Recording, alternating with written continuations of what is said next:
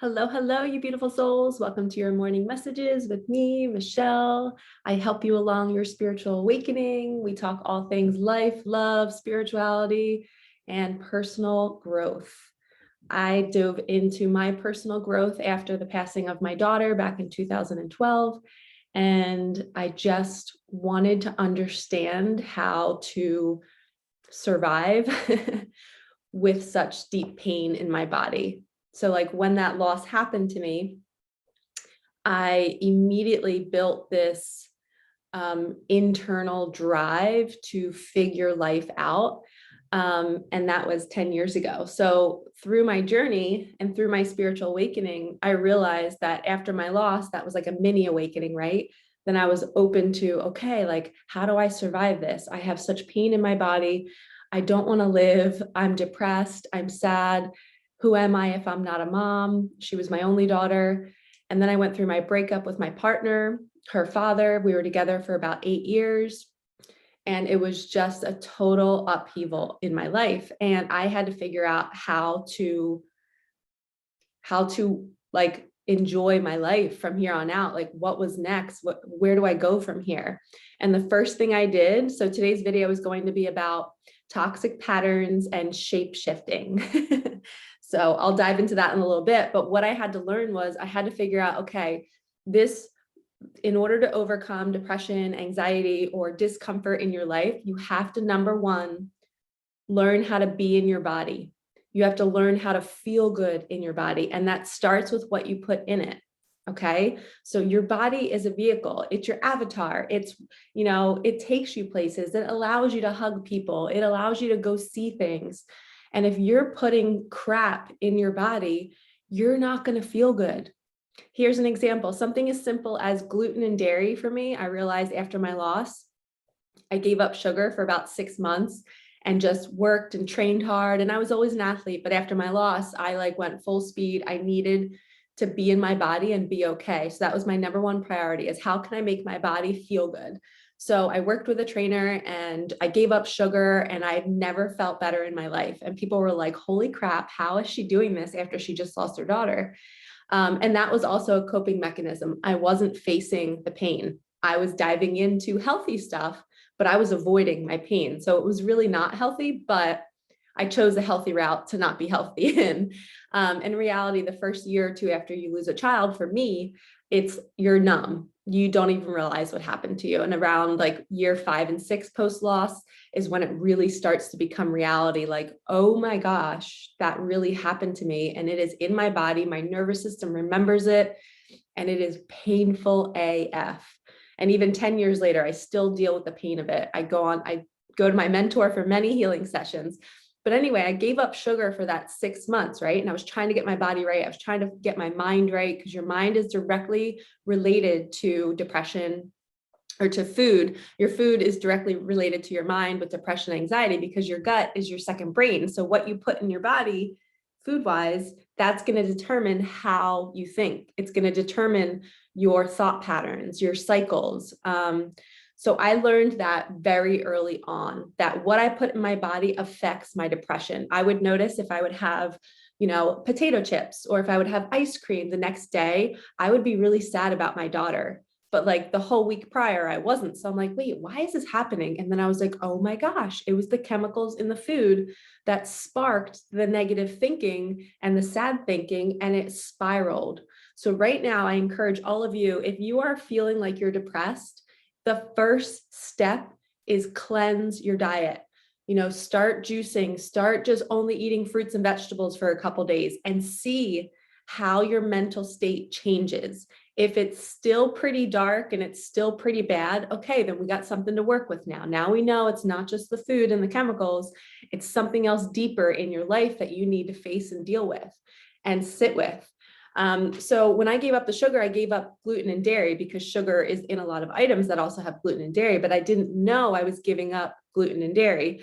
So when I started to eat items with eat foods with those items in it, I noticed a huge change in my personality. I noticed a huge change in my energy levels. If I would have bread, I would be like, oh, like, let's have bread when we go out to eat or whatever. I would be down for the count for like 12 hours. So now I know I just don't even touch that stuff. I've gotten to a point where it's not even on the table. It's not an option. So if you know that your body is sensitive to certain things, but you just keep throwing it down the hatch because you're sad, because you're depressed, because you feel lost in your life, that's okay.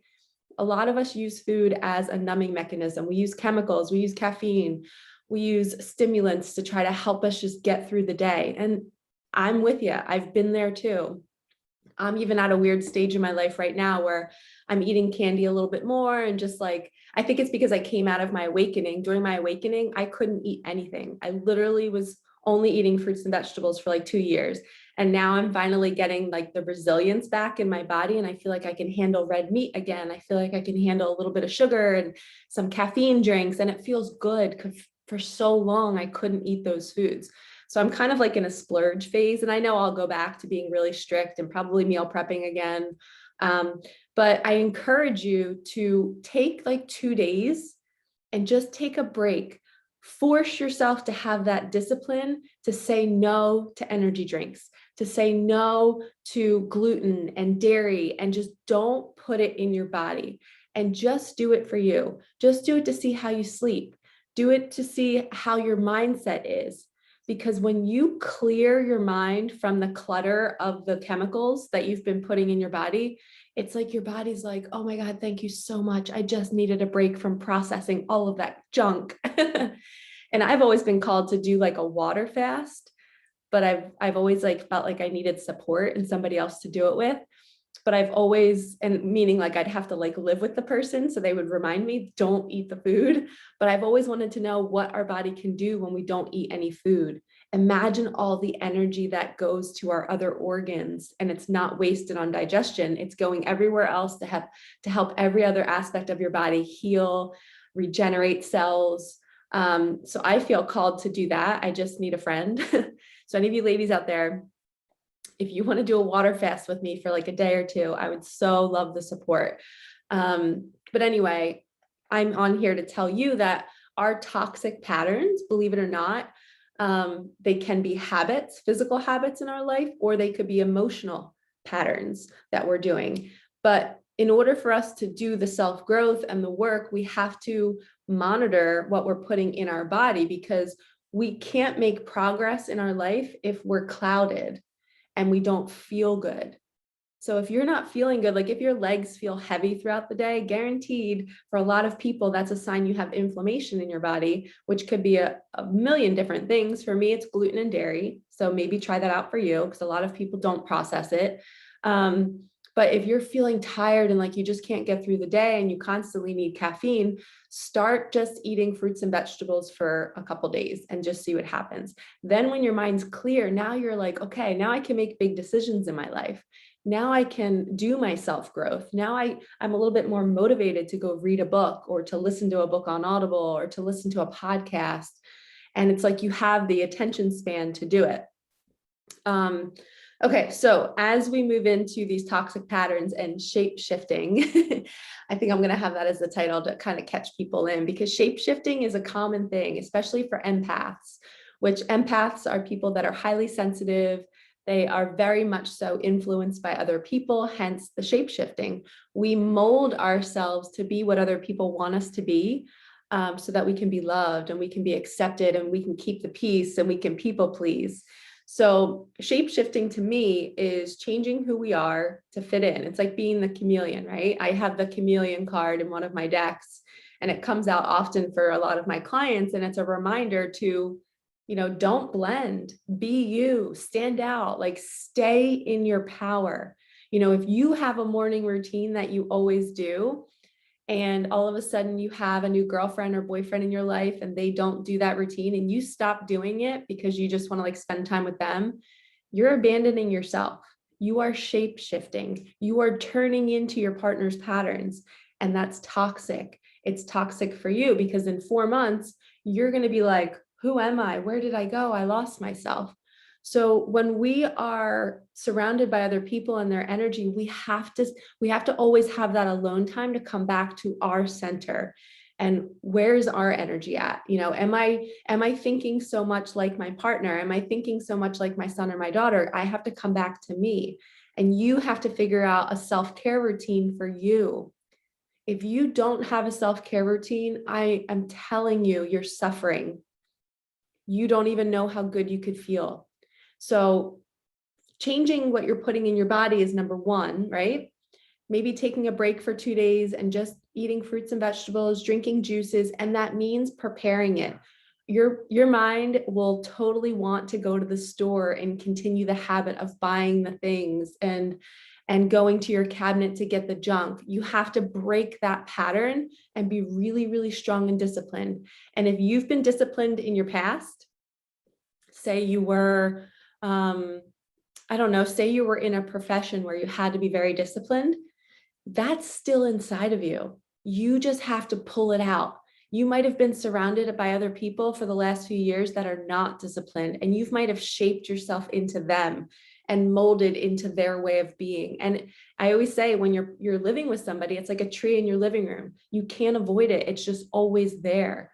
So it's so important for you to, if you're still living with that person and their energy is not healthy, meaning they don't have a self-care routine, they don't eat healthy, they don't take care of their body, they don't think very positively, you have to have at least an hour every day by yourself to come back to you and to participate in activities that make you feel good, so that when you show up back in that house, you're grounded in who you are and that tree does not affect you.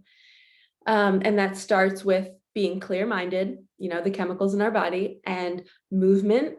If you haven't worked out in a while, or maybe you have some injuries or whatever, just make a small commitment to say, okay, I'm only going to do like maybe 1 cup of caffeine today. If I normally do more, I'm just going to do 1 today. Maybe I'll drink half of 1 in the morning and then the second half in the afternoon. So that way you're still getting your fix in like your normal routine of drinking it, but you're just drinking less amounts. And then commit to doing like 100 push-ups a day. Even if that means like you're in your office and you get down and you do 20 push-ups at like 10 a.m. And then you do like 20 more at 4 p.m. And then you're with your kids at night and you get them on the floor, you get them on your back and you start doing push-ups. You have to be an example for your kids too. They need to see, half of life is learning how to deal with this. How do I live in my body and use it to make my life the best that it can be? And it starts with movement, food, what we're putting in it, taking it places so it feels good, moving the energy. So our bodies are everything, and we have toxic patterns. And it can stem from our ego talking us into staying in those addictions, people in our life that influence us. We become shapeshifters and we tend to become their habits, and we have to break out of that. Yikes, I didn't open sacred space. I have a little bit of my incense left, but so yeah, to start off these morning messages, now that we're already halfway into it, our bodies are everything. And I've gone through so many, and don't beat yourself up. I just heard somebody's thinking like, man, I've lost myself. I don't do any of this. You're beating yourself up. Don't beat yourself up. It's okay. Sometimes we go through a breakdown, like a self-destruction, so that we can rebuild. It's perfect. It's part of your soul's plan. And it's really beautiful because then you get to see, like, oh, wow, this person did influence me and I didn't even know it. And now you can choose better for yourself. Oh, I'm so glad I just said that.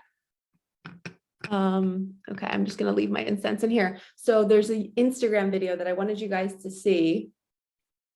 I'm also going to end today's morning messages with some affirmations to leave you guys feeling good. But I'm going to play this video for you all. If you've been racking your brain trying. Okay. All right. If you've been racking your brain trying to make a decision lately, so you keep going back and forth in your mind like a ping pong match, that right there takes up a lot of energy. It's a lot of effort. So that should let you know that it's not the highest alignment for you, because the universe wants everything to be effortless. So you need to just let it go for now, because it's not time. When you have a crush on a guy or a girl and they ask you out, you just go. There's no thought involved, right? The ego likes to think, and it exhausts itself thinking. So if you've been thinking about leaving your wife, your husband, your job, moving to another city, it's not time. Because if it was meant to happen, it would have happened already and it would have been effortless. So for now, just accept where you are. Don't fight it. And in due time, you will be ejected out of that situation because you won't be a match to it anymore. All right. All right. So rewind that and play it again for yourself. This is one of the toughest things that I've learned on the spiritual path is we're intuitive, right? We all have the gift that you guys think that I have, whether it's with cards or knowing things ahead of time. We all have it. We all have our gut feeling, our intuition that's telling us we need to do something, right? So here's an example. Before I left my teaching job, I woke up every day for months knowing I had the anxiety. I had the like, this isn't right for me. It doesn't feel good. You know, if you're waking up and something doesn't light you up, that's a huge red flag. And a lot of times we just get accustomed to it and we just settle and we just get used to it. And we're like, all right, this is just how I'm going to feel. And that's how I felt at my job. And I just was like, all right, I guess this is where I'm supposed to be. You know, the kids need me. They tell me it's so great to see me every day, but yet I wasn't happy. So every morning I would wake up and I would have this anxiety like, oh, this doesn't feel good. I need change in my life. I need change. I can't do this anymore. So if you're having the thought, so basically if I loved my job or if I was in a relationship that was awesome, you wouldn't be waking up thinking about leaving them, the job or the person, right? You just, the thought wouldn't be there. So if you're having the thought, that's your intuitive hit. And I guide people and teach people to journal it, write it down. If you don't have privacy in your life, if people snoop and they're in your stuff, you know, keep it at work, keep it at a space where that person can't find it. You need to be able to connect with you and have that privacy. And if you do have a partner that is like that, they are a karmic block for you. They are keeping you from loving yourself and they're keeping you from choosing you. You know, if you had a great partner at home, they would be encouraging you to have alone time. They would be encouraging you to take leaps of faith. They would be encouraging you to love yourself. They wouldn't be beating you up and telling you that they need you at home all the time, or they need you to do this or that or whatever, or you're not good enough. It wouldn't be that way. So sometimes we get accustomed to a certain lifestyle, but yet we're waking up with these thoughts, knowing we need to do something. And just like Phil said, it's not time yet. So I had to, because we're intuitive, right? We know things beforehand. So right now, if you are knowing that you need to leave your job, but you don't feel like you're just like, I don't have all my steps ready yet. Like, I don't know how to do this. That means it's not time yet. The universe hasn't put it fully in your heart yet to take action. And I love to teach my clients to trust themselves, to trust that if you don't resist it, right? Like, so what I had to do at my job, I had to wake up and I had to just go, and I found the good throughout the day. I would focus on the good conversations with the kids who made me laugh. I'd put music on in the gym and we would just dance and whatever. And I'd make the best of it. I would just, every single day, I would be like, universe, just help me find joy today, because this doesn't feel right, but I know it's not time yet. Please help me find joy today. And I would. And all of a sudden, what do you know? One day I woke up and it was just time. I wrote the letter. I did it. It felt great.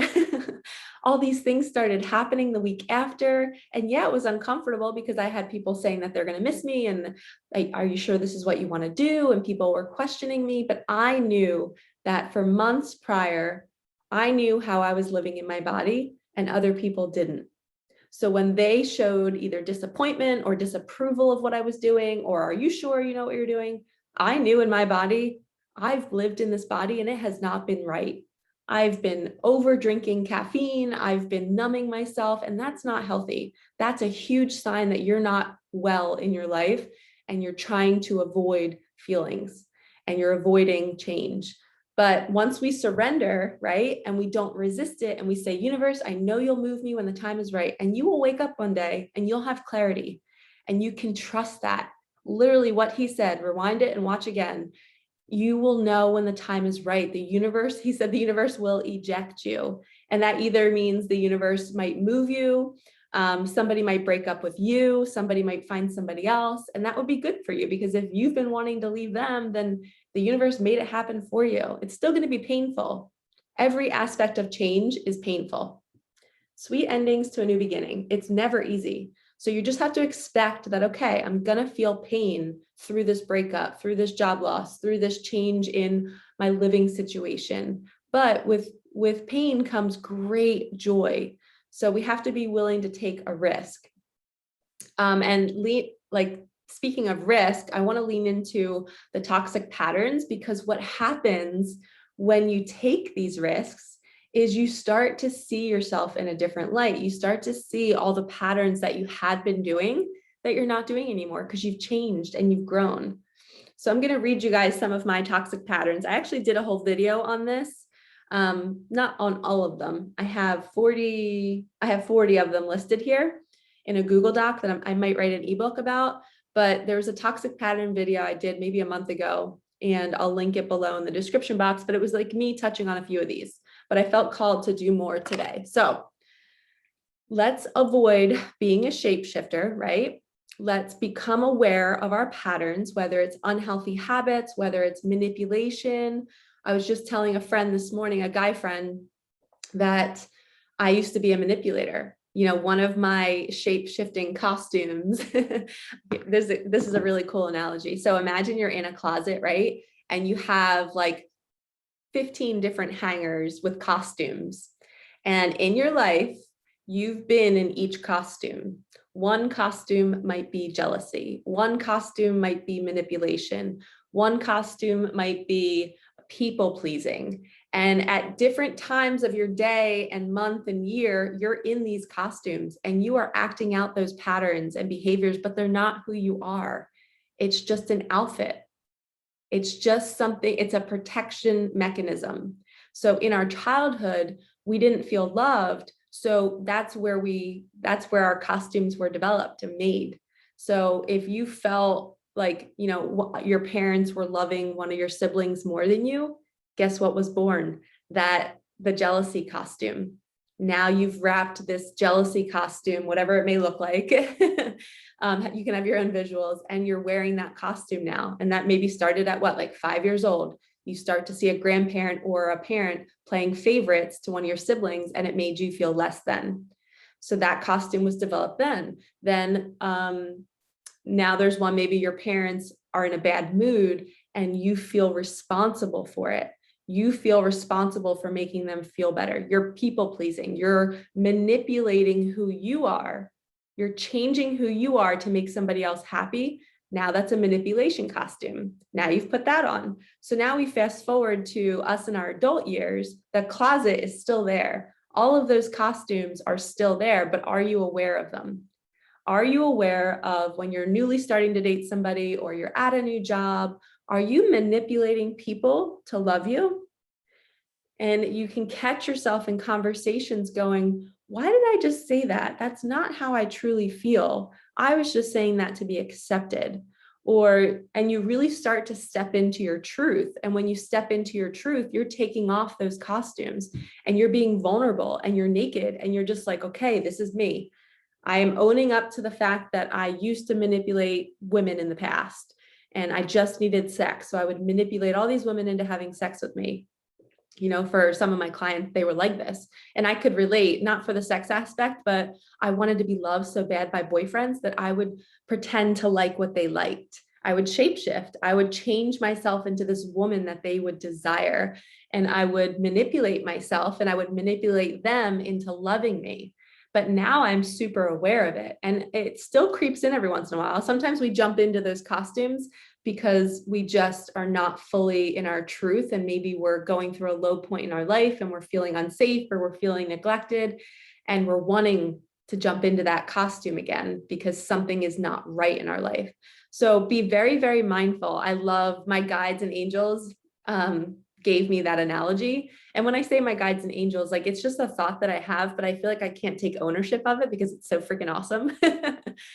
So I know that it's like a message that I got, but isn't that cool? Like a closet, you think about all the different costumes you've worn. I mean, really be honest with yourself. Is there a snake costume in there? Were you slithery and sneaky in your life?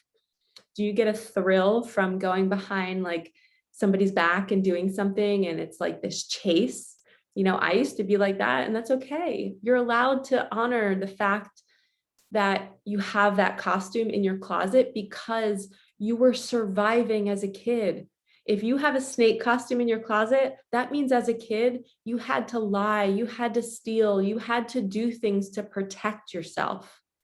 And that's okay. Don't beat yourself up. But I want you to leave this conversation knowing that you're not your costume. You can hang it up and leave it hung up forever. You don't ever have to step back into that behavior again, because that's what coming home and living in our truth is being aware in the present moment. And sometimes having partners that we can talk about this with is so incredibly important, because they can help you see that maybe you've stepped back into a costume. They can help you see like, hey, you're not living in your truth right now. And I always like to say with friends and with partners, like, hey, growth moment. If I'm seeing something in them, I'll say, growth moment, are you open? Can I share? And I would be like, hey, I feel like you're not in your power right now. Like you're letting this coworker of yours kind of manipulate you. You need to stand in your truth and you need to stand up for yourself. But that's what the beauty of having community is having people be our eyes and helping them see the aspects of ourselves, our shadow that we can't always see. So let's move into our toxic patterns. I hope that helped, that closet analogy. I love it. It helps me all the time. And I'm so vulnerable. I will totally tell you all of my costumes. I'm not proud of them. And sometimes I'm even like, man, like, I can't believe I do that. Like, but it's just a pattern. It's not who we are. So these are some of my other patterns that I've moved out of. So my document says, I no longer ...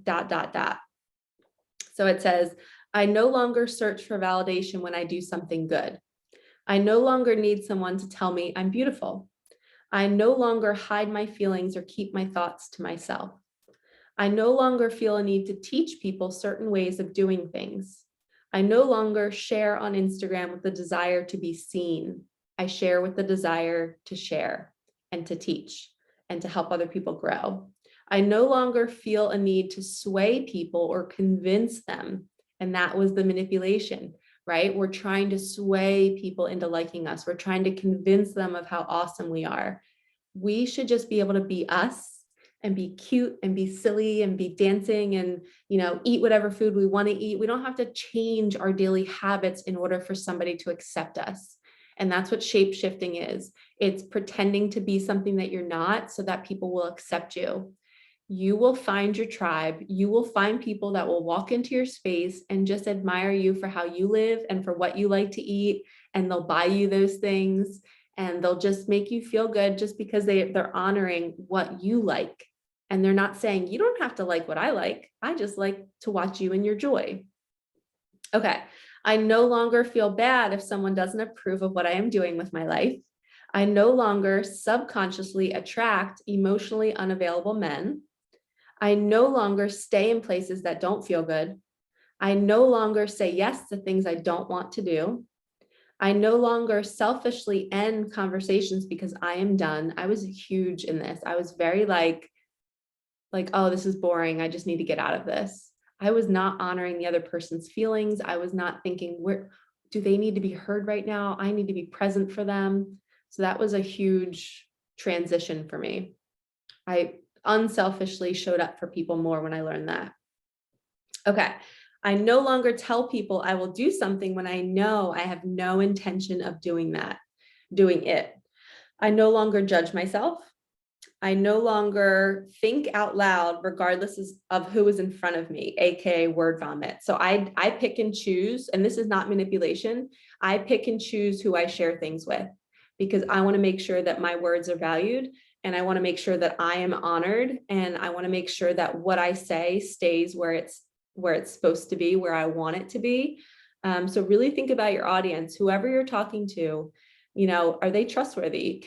Are they loyal? Are they going to take what you said and go manipulate it and go tell somebody else that you said something different? So really pick and choose what you say and to who you say it to. And if people are not happy that you're not sharing certain things, well, they have to deal with that. That's something inside of them that needs to know everything and they want to control you. You don't have to share anything. But if you want a healthy partnership, friendship, relationship with whoever, open communication is everything.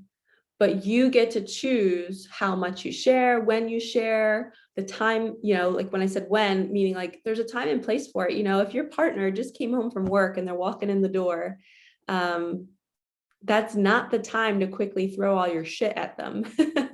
Like if you're having a bad day, they don't walk in the door, you don't just like unload on them.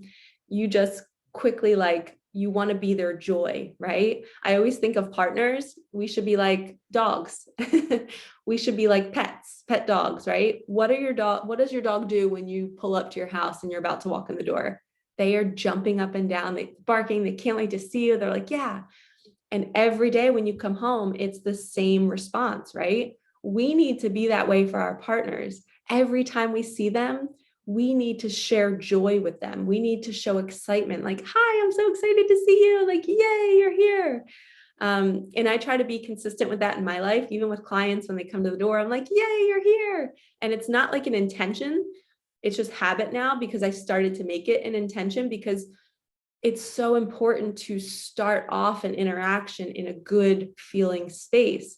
And then when your partner comes in the door, and if you've not had a bad day, or if you've not had a good day and they haven't either, you start off, you share your joy, and you're like, hey, once you get settled, I would love to share a little bit of the icky part of my day with you if you have some time and energy. We always ask our partner if they have time and space to hear us, because you can't just, like I said, the word vomit, you can't just say whatever you're thinking, because that person might not be in an energy to receive it. They might not have had a good day. They might be contemplating big life decisions, and you come in blazing and just sharing all of your stuff, not even considering their state of being.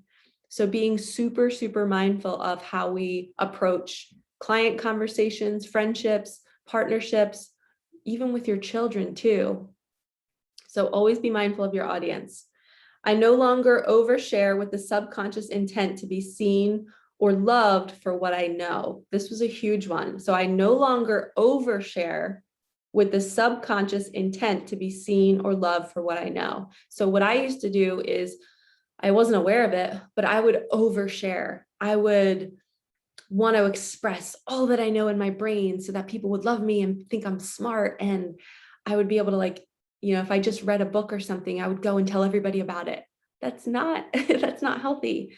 That's me just yearning to be loved and to be seen in my, and what's really happening is I'm needing to love myself and be proud of myself for what I just learned. I don't need the acceptance from other people. I'm going to go get my charger. Hold on one second. I'm going to pause. Okay, sorry, my computer was dying. Okay, so the oversharing, we don't always need to prove how smart we are and all the information that we have in our brain. We can just consciously sit there in a conversation, and if somebody's saying something that we already know, we can be like, yeah, I connect with that. You don't need to quickly compare or top the person, or you don't need to overshare to express your point. You can be calm in your body knowing that, oh wow, this person's on the same level as me, we really connect. And you can just smile and say, yeah. You don't have to convince them that you know the same that they know. I hope that makes sense. Okay. I no longer feel the need to be perfect. I no longer just go to family functions because it's what you're supposed to do. If you're not feeling well and you don't have the energy, you don't have to go. In 2 months, people are not going to remember that you weren't there, unless it was like a wedding or something. But like for, Sunday dinners or something like that, like if your energy is not there, you don't have to go. You can say no. That is you putting on the costume in your closet labeled people pleasing. You are abandoning yourself to go please your family members.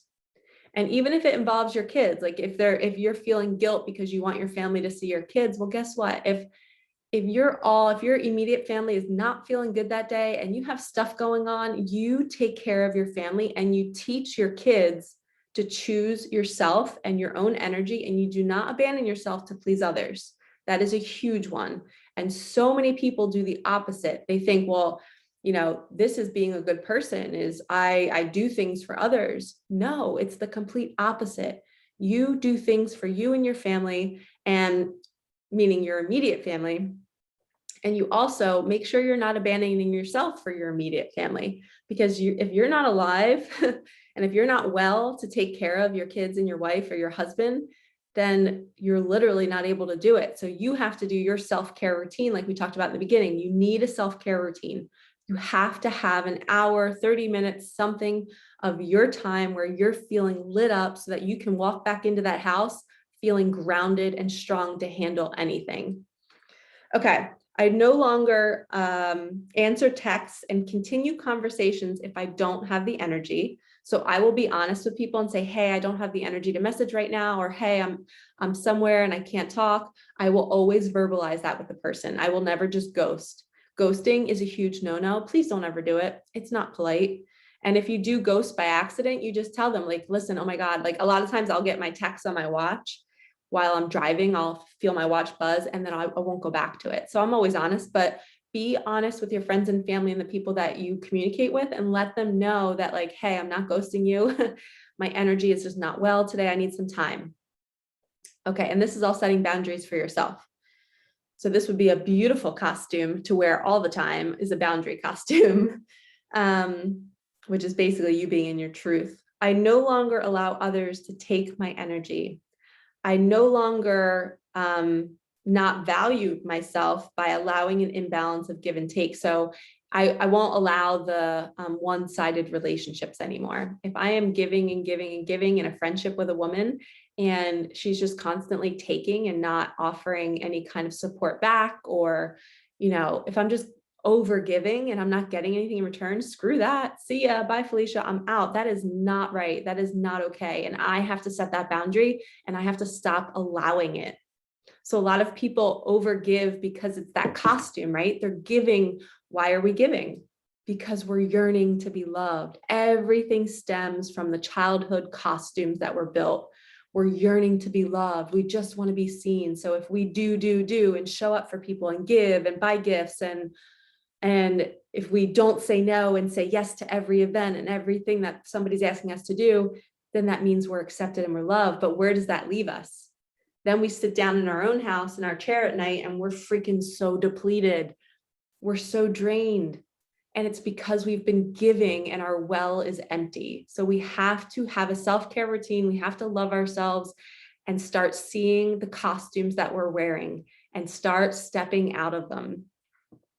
All right, a couple more. I no longer get irritable while being with children. Believe it or not, my diet had a huge piece in that. So I would notice when I would have like my nieces and my nephews over a couple years ago, and if I wasn't eating healthy, I noticed that things that they would do would kind of piss me off a little bit quicker, or like a loud noise or them making a mess.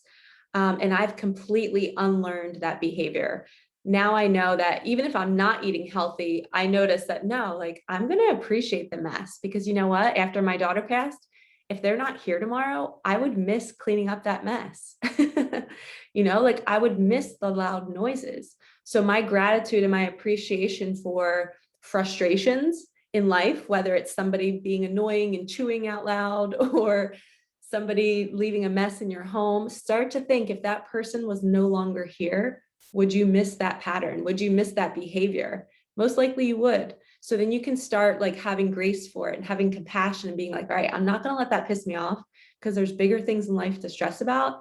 That's just their pattern. And, you know, I leave cabinet doors open all the time. So I always say, whoever I'm going to be a partner with, they're going to have to deal that I can't control it. I just happen to, my mind is ADD sometimes, and I just leave cabinets open. So getting irritable with people, especially children, you always have to think about, why is this pissing me off? Why am I not feeling good in my body? Did I do my self-care today? Nope. Boom. There you go. Did I get sleep last night? Nope. Boom. It's not your kid's fault. So please don't take it out on your kids when they're just being kids and they're being loud and they're playing and they're making a mess. Life is messy. Yes, there's a time and place to clean it up, but don't be irritable and express that emotion onto them, because now you're helping them create a costume that they're going to wear in their future of, oh, I can't make mom and dad mad. I can't be free. I can't play, because if I play and I make a mess, they're going to get mad at me. Think about what you're doing to your kids. It comes full circle. All right, the last few, I no longer accept breadcrumbs from an intimate partner. If somebody is only texting you one day and then they're waiting 3 days to text you and you're dating this person, you do not settle for that, especially ladies. Ladies, listen up. You deserve more. You deserve a man who will take action, who will ask you on a date, who will show up at your door with flowers, who will draw a bath for you when you come home from work, who will, be decisive and pick a place to eat and not always say, well, where do you want to go? Because men do want to please us, but it's also really awesome to have a man who just takes action and says, I'll pick the place, let's just go. So you cannot allow the breadcrumbing, right? We allow whatever behaviors that are happening in our life, we allow it, and we have to be in charge and stop it. All right, I no longer allow people to abuse me physically, emotionally, energetically, or mentally. I no longer am blinded by someone who is trying to use my energy to better their life. I no longer use others for their energy. I'm very mindful of that. I'm always checking in with myself, like, oh, am I jumping into somebody's phone and asking them for too much advice? How can I show up and say, hey, do you need me to do anything? You showed up for me so much. Or maybe I'll drop them like $20 in their Venmo and be like, I'm honoring your energy right now. Thank you so much for answering my questions. I do this a lot. I'll send people money if they're helping me in some sort of way, or even if I'm with like my YouTube videos, there's a lot of people that will Venmo me like $11.11, or like 22.22 or 33.33. Like they'll send me money because they're realizing that the videos that they're watching are adding value to their life. And they're like, I should be paying for this. This is like, buying a book, or this is like getting a personal reading. So always honoring people's time and energy is a huge one. I no longer give away my time to people who do not value me. And the last one is I no longer put myself second. And I have a little smiley face with that one. So let me take a break, little sipperoo. Definitely hair on my arm, awesome. Okay. I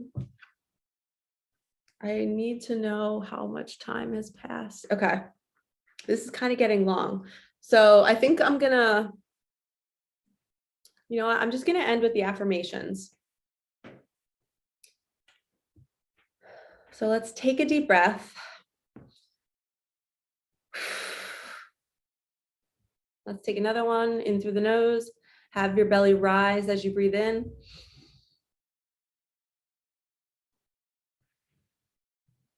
Your belly falls back in.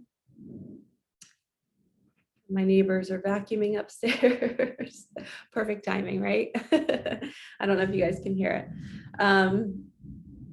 Okay, so now that we've just learned about all of these toxic patterns that we might be doing and partaking in, all of these costumes that we might have been wearing, it is so important to understand that we do not beat ourselves up for having these costumes.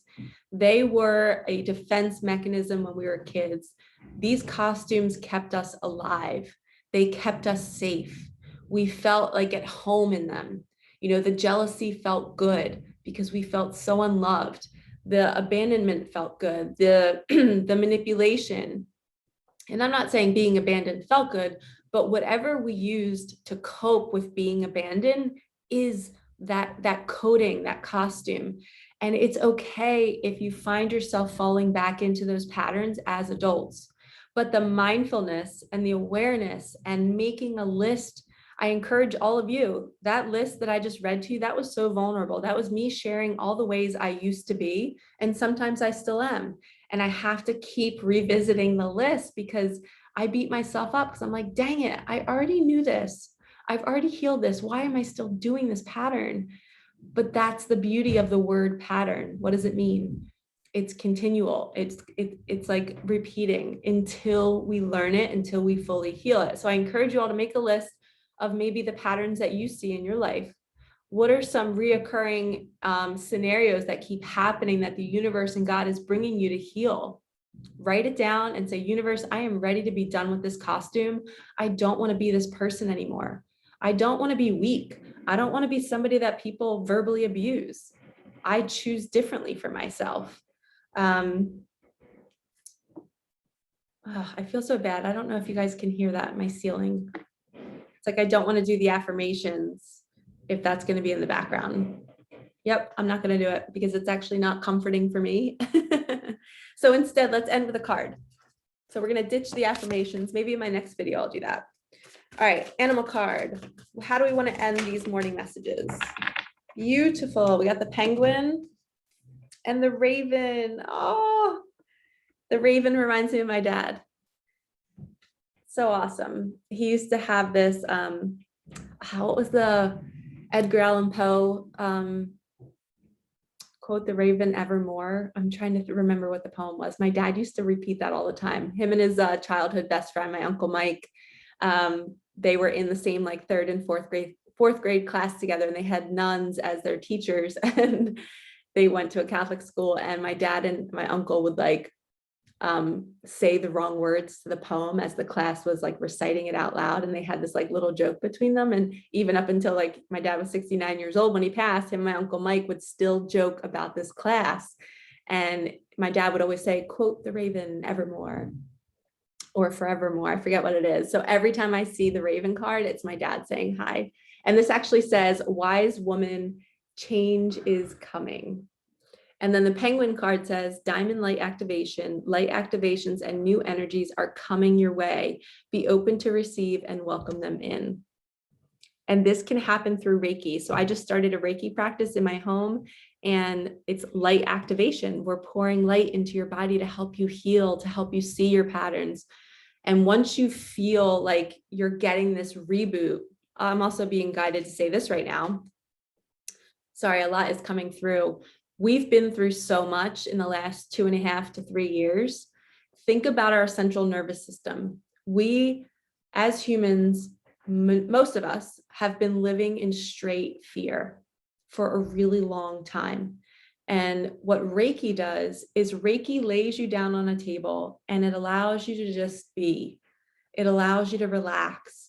It allows you to have somebody just pour. It's almost like you're you're plugging yourself back in, right? You're getting the juice that you need to survive in life. You're recharging your batteries. You're doing your self-care. So, going to get a massage, taking care of your body, working out again, doing those 100 push-ups a day. If that's the only workout you get, that's great. You're still moving energy. You're doing something for your central nervous system because it has been in fear for so long. So please don't beat yourself up for eating like crap, for drinking a lot of caffeine, for, smoking weed, for drinking alcohol. We are living in crazy times. So step out of your body right now and look at the world. Look at what's happening. This is not normal. And if you are in your life and you have changed jobs, changed relationships, changed homes, going through breakups, going through divorce, that is added stress. So now your body, that's what the penguin is here for. It's a light activation. This is saying our bodies are being put through the ringer right now. And we have to take charge and put our bodies in situations to heal. And that is why I started my Reiki practice, because I kept getting people in readings talking about their bodies and how stressed they are. Their anxiety was through the roof. They were numbing with caffeine. And I just wanted to take their bodies and put them on a table and force them to meditate. And essentially that's what Reiki is, but it's so much more than that. But now that I'm doing it, I have never felt so lit up offering this space to people because they don't have the tools to do it on their own. They need guidance. And I love being able to have people come to my space and just let them rest. And I am infusing all of this light, all this, it's like a reboot for your system. Because for the last 2 to 3 years, you've literally been shut down. You're not yourself. You're not eating well. You're not taking care of your body because of the state of the world. And it's okay. But now we're aware of this. And now it's time to start recharging. It's time to reboot. It's time to get our life in order. And it's time to take action to set us up for a happier existence. And that's what the penguin is here for. It's that light activation. It's saying, it's time. Let's do this. Let's feel good in our bodies again. And we know what's not working in our life. We know that there might be a tree in the middle of our living room with a partner that's not lighting us up, and we can take action to change it.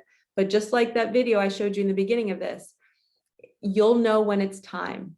If it's on your heart and you're thinking it, it's here for a reason. It's here to show you something. Allow it to be here. Don't resist it, and keep praying and keep doing your self-care. And I just got this little message that when you do your self-care and when you start to change small patterns, like the 100 push-ups a day, when you do that, that's the universe seeing that you're ready. And it's going to move everything for you. It's going to bring you your dream job that you didn't even know existed. It's literally going to be handed in your lap. Your dream girl is just going to show up in your lap. Your dream, like car, home, whatever it is, money. But you have to start making some sort of change in your life. Because if we don't make change, it's insanity, right? We're repeating the same behavior over and over again, expecting different results. So change is coming. The raven is here to tell us there's big change coming, and it looks like it's overnight. Like you can see the moons, maybe around full moon cycles. All right, lovies, thank you so much for watching. I hope you enjoyed this. Like, comment, subscribe, hit the bell for notifications, and I will see you in my next video. All right, peace.